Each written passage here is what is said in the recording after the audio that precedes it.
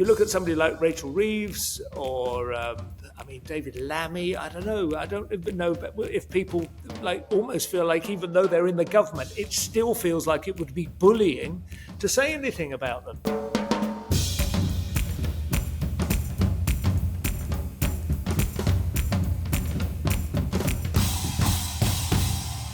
Hello and welcome to Spectator TV.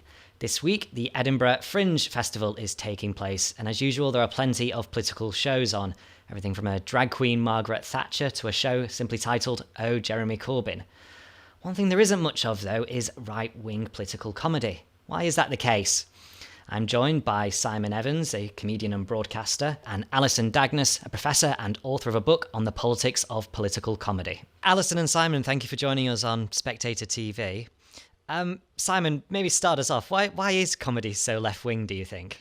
Well, you beg the question slightly. I'm not necessarily convinced that it is left-wing. There are lots of different uses of that term. For instance, left-wing.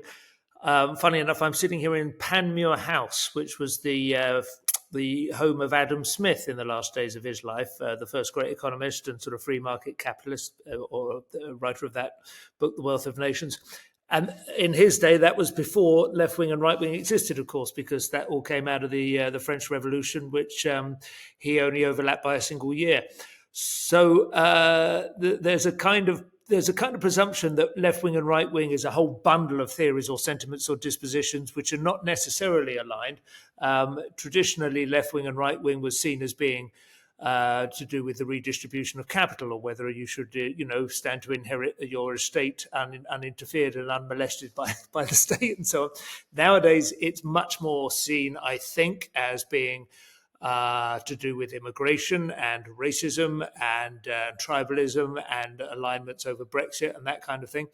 And there you have a different kind of understanding of what might be the sentiments or dispositions that are in play. I think they're closer possibly to what 20 years ago might have been more to do with feminism, or they might be seen as being sort of in support of minorities or about punching up or punching down, and much less to do with the distribution of wealth and taxation. So, yeah.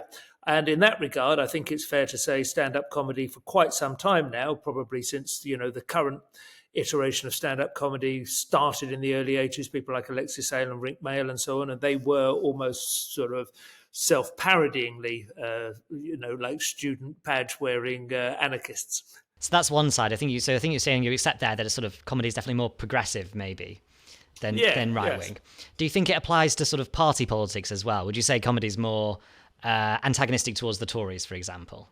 Well, there are two things, again, going on there. The Tories, I don't know very many comedians who even account themselves of the right, like Jeff Norcott, myself, a couple of other people who are on GB News. There's not many of us.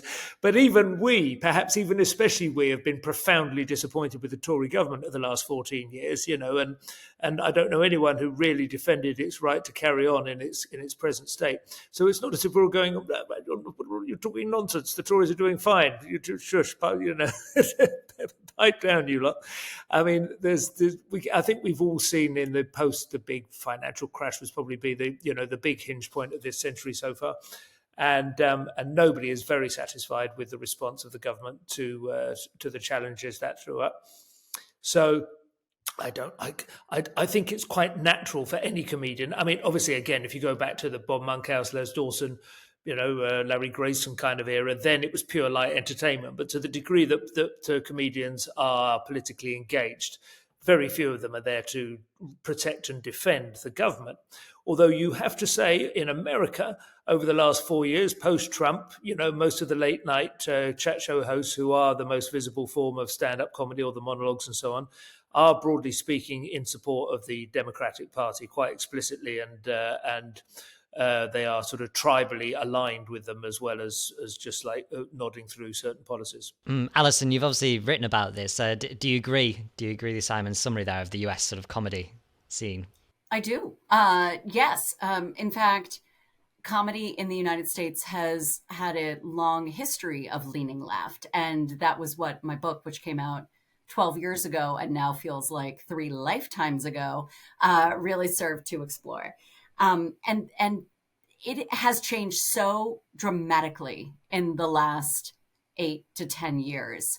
That my book still is not irrelevant, but some of the reasons remain, but the landscape has changed. The reason in the United States that comedy is so left-leaning has to do just with the anti-establishment nature of comedy, the idea of the jester speaking truth to the king. The idea that different people are attracted to different careers, and those what I like to call the divots in your brain that lead you toward comedy probably also lead you away from the kind of conservatism that in the United States, is a fairly staid, religious, establishment loving kind of outlook. Comedy in the United States has political comedy, which is a very small segment of the comedic landscape that we have, has really always been about punching up. Some scrappy comedian could really kind of like take a hit on the president, whomever that president was. And all of the studies show that's the president of the United States was always the number one target. And then that changed. And it changed a lot because of Donald Trump. It changed a lot because of the media landscape and much more fragmented media that we have right now, where you can, across the globe, this is not just in the US, but you can really pick your poison and decide which flavor of news you want to have, which flavor of comedy you want to have, and the kind of political content that is going to be attractive to you in an age of very personal politics and polarized politics, which we have in the US. Conservatives now are absolutely shunning those late night hosts, and their audiences are shrinking as a result of it. Do you think, Alison, that comedians and especially satirists felt like their job kind of changed when Donald Trump was elected? That they felt like it was less important to make people laugh and more important to sort of take down power? It's a great question. Two things kind of happened at the same time. First of all, there is a phenomenon that's been around for a couple decades called clapture, which is that instead of laughing at a joke, an audience would agree and clap. And clapture is something that every comedian that I have ever spoken to eschews. They do not want an audience to agree with them. They want to be funny. And so putting that funny foot forward was always the first imperative. But in the 2016 presidential campaign, when Donald Trump beat Hillary Clinton, those were two very disliked candidates. And the satirists on late night in the United States kind of looked at it that way and thought, well, okay, I guess, we'll just punch up and punch at both of them. And then when Donald Trump was elected and started to pose some real threats to democracy, there really was a sea change in how late night comedians saw their job and how the audiences viewed their jobs. And they began to take their jobs more seriously in terms of the effect that their comedy had on the voting public, and less, putting that first foot forward on like what is funny. And so just the landscape completely shifted about 8 years ago. Simon, do you recognise that in the UK as well? I know there was a lot of sort of forelock tugging when it came to Boris Johnson and sort of the way his career charted with Have I Got News for You. Is it something you recognise? I'm not sure I thought it was about holding people to account. Obviously, Brexit and Trump happened in the same year, a few months apart from each other, and a lot of people banded them together. But I don't think Trump and Johnson were very similar figures at all. In fact, Johnson had nailed the ability, as you say, to host Have I Got News for You and so on. And some people thought that was dangerous and was like legitimizing a man who presented a political threat to us. I didn't personally think he did present a legitimate political threat to us. He was lazy, possibly. He didn't have the attention to detail that was required to have the top job. But his political instincts, I thought, were well within the Overton window as far as I was concerned. Donald Trump, funny enough, it kind of is the jester. He is the anarch. He is the agent of chaos in the midst of the room, and that, in a funny way, we all found it, I think, quite amusing watching American comedians navigate that and reorientate themselves around it without if they could, help coming off as sort of humorless scolds. There were so many occasions on which Donald Trump would say or do something patently hilarious, and the comedians would go, "Well, that just isn't funny, Mr. Trump." There was this kind of total role reversal. Arguably, Brexit was that a little bit as well. It was clearly, the great ignored, the unwashed, I don't want to sort of, I know an awful lot of people get angry if you say that this was a white working class rebellion or whatever, but there was a large demographic who felt that they had not really been included in the political debates of the last God knows how many years, and they had an opportunity to heave a brick through a stained glass window and walk away sniggering, and that's what it was, rather than anything more carefully worked out. Here's what we do, and then here's how we capitalize on it. So that in itself, again, was comedic. It's like something that would happen on a Carry On movie, or the movie they make of On the Buses or something. These are these sort of people. It's inevitably kind of funnier in a more vulgar and successful and traditional way than an awful lot of the comedic commentary on it. So I think that a weird sleight of hand was performed, not by any individual or any with any planned intent, but the comedians found themselves as if they'd leant on a sort of bookshelf, and it turned out to be a revolving wall, and suddenly they were on the wrong side of the whole process. They were outside trying to provide intelligent commentary on why Brexit was not actually a great idea, and meanwhile everyone's going, we got away with it. So, but then obviously we also had COVID, which is not so obviously political, or at least perhaps we might have not made it so, but it did become enormously political, and actually I think in some ways more profoundly divisive than Brexit or Trump, because it was an opportunity for people, without whether they wanted it to be judged on this or not, they were judged on how compliant they were. They were judged on how much they accepted instinctively the regime's instructions. How comfortable were you with house arrest? How comfortable were you with the proposition of mandates, vaccine mandates, and people losing their jobs and so on? I think an awful lot of people were somewhat shocked by what they saw in the comedy establishment that came out of that.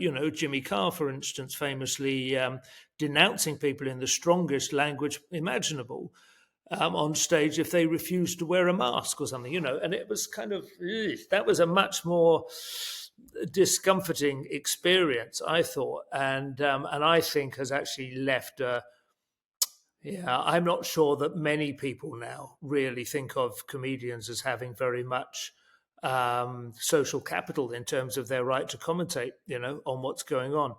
I think an awful lot of their stock has been drained away as a result. Is that something you found in the US, Alison, and especially thinking of the big satirical shows? Simon is so smart about this, and I am not a comedian. I'm barely able to tell a good dad joke, and my students don't think I'm funny at all. Oh, no. Which is a crime. I'm like, hey, I am a hoot and a holler, so I'm not going to try and smush on your turf. But it does seem to me that when a comedian, regardless of their political ideology, is trying to get a laugh, that I always describe it as putting that foot forward first.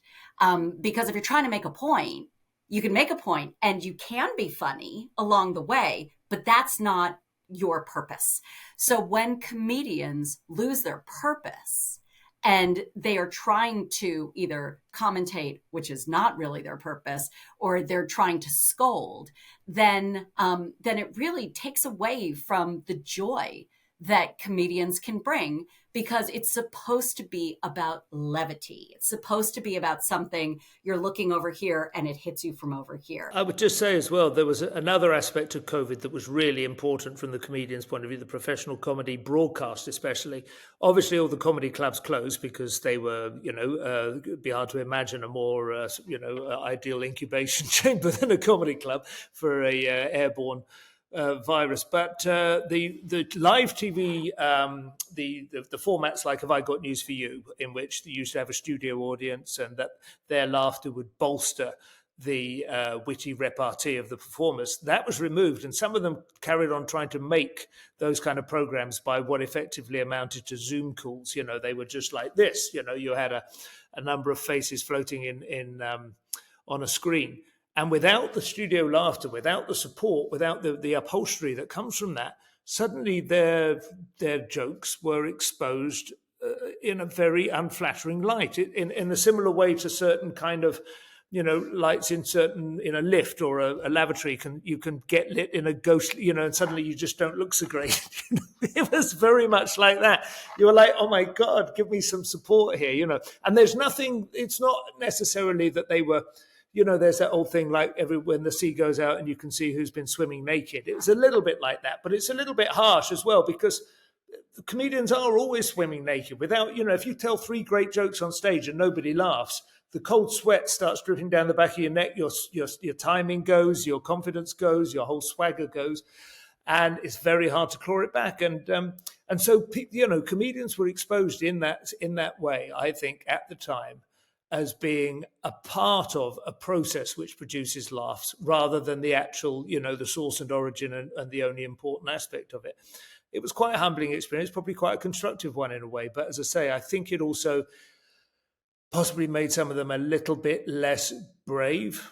I think a lot of comedians have been a little bit less brave than them. But now we're all moved on. Now, of course, the big controversy in Edinburgh this year has been certain jokes and routines and responses around Palestine and Israel and Gaza. So we have another new set of issues that we're all supposed to know what we think about. That's just such a good point, Simon. I really hadn't considered it. And you are correct that some of the venues, some of the shows, they were revealed to be really heavily production reliant, right? So in the United States, Saturday Night Live, which is a national treasure and a hallmark of our comedic landscape, did not work. But Seth Meyers, who hosts one of the late night shows, moved to his in-laws' attic. And it was so charming. He was so funny.